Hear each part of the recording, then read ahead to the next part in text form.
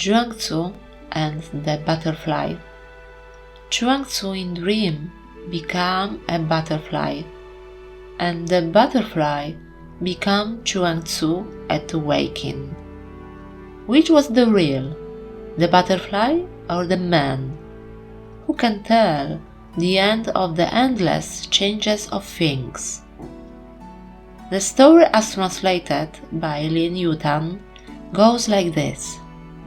Once upon a time, I, Zhuangzi, dreamed I was a butterfly, fluttering hither and thither to all intents and purposes, a butterfly. I was conscious only of my happiness as a butterfly, unaware that I was Zhuangzi. Soon I awakened, and there I was, a veritable myself again. Now, I don't know whether I was then a man dreaming I was a butterfly, or whether I'm now a butterfly dreaming I'm a man. Between a man and a butterfly there is necessarily a distinction. The transition is called the transformation of material things. This short story points to some exciting and much explored philosophical issues, stemming from the relationship between the waking state and the dream state, or between illusion and reality. How do we know when we are dreaming and when we are awake? How do we know if what we are perceiving is real or a mere illusion or fantasy? Is the me of various dream characters the same as or different from the me of my waking world?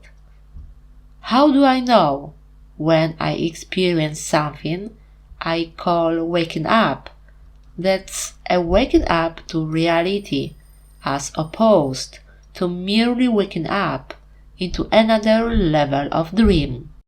Today, Reality Plus by David Chalmers. If you don't like questions, don't read this book. There is no diagnosis, only questions. Look, I admire a question answered with a question. I do. Because there is no answer, only questions, but I'd like you to try really hard to give yourself an answer anyway. For example, is this the real life? What is the simulation hypothesis? Do we know things? Can we prove there is an external world? Is it likely that we are in a simulation? What is reality? Is God a hacker in the next universe up? Is the universe made of information? Did simulation create it from bits? Do virtual reality headsets create reality? Are virtual reality devices illusion machines?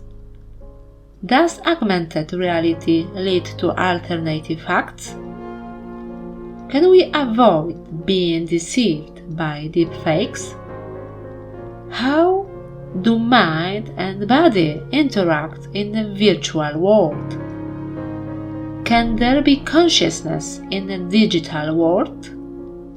Does augmented reality extend the mind?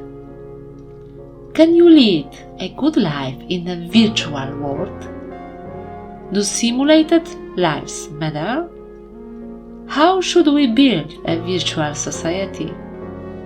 What do our worlds mean in virtual worlds? Do dust clouds run computer programs? Is reality a mathematical structure? Have we fallen from the Garden of Eden? Are we Boltzmann brains in a dream world? David Chalmers about himself. I'm a philosopher at New York University. Officially, I'm a university professor of Philosophy and Neuroscience and co-director of the Center for Mind, Brain and Consciousness. I'm interested in the philosophy of mind, especially consciousness, and the foundation of cognitive science, physics and technology, as well as the philosophy of language, metaphysics, and epistemology, and many other areas. Drawing on examples from pop culture, literature, and film that help bring philosophical issues to life. Reality Plus is a mind-bending journey through virtual worlds, illuminating the nature of reality and our place within. What is reality anyway? How can we live a good life? Is there a God? How do we know there's an external world? And how do we know we are not living in a computer simulation? In Reality Plus, Chalmers conducts a grand tour of philosophy using cutting-edge technology to provide invigorating new answers to age-old questions. In the highly original work of technophilosophy, Chalmers argues categorically virtual reality is genuine reality. Virtual worlds are not second-class worlds. We can live a meaningful life in virtual reality, and increasingly, we will. Thank you so much. Take care, and see you next time in our virtual reality.